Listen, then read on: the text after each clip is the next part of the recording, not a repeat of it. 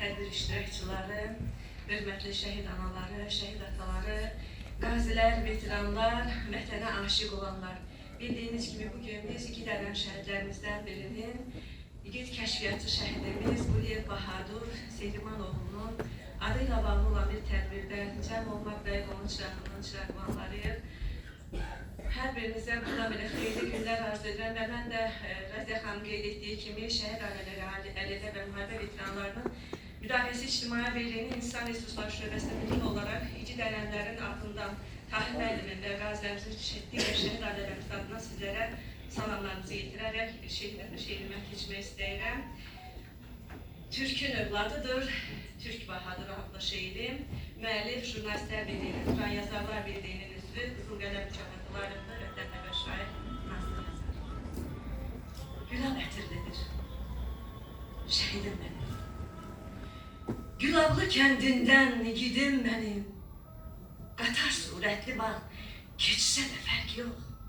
İllərin tarixi, şahidim mənim. Ruhu barışmadı, uzaq yola.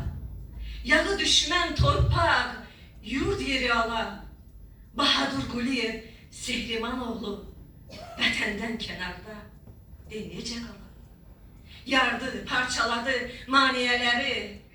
Yana saldı şirin xatirələri. Başım bəlada da ağdamım mənim. Unuda bilmirəm sənli günləri. Deyib bayrağını üstün bildi o. Vətəni büsbütün, bütün bildi o. Kəşfiyyatçı igid, öndə gedənim. Vətənsiz həyatı sürgün bildi o. Türk'ün övladıdır. Türk'ün övladıdır Türk Bahaduru.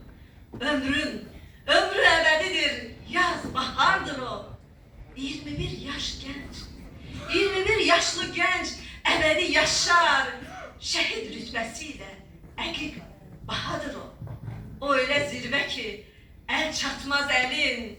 Şəhid bir qaladır, vətənin, elin.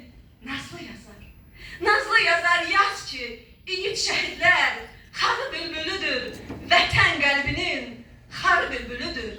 Vətən qəlbinin bütün şəhidləri onun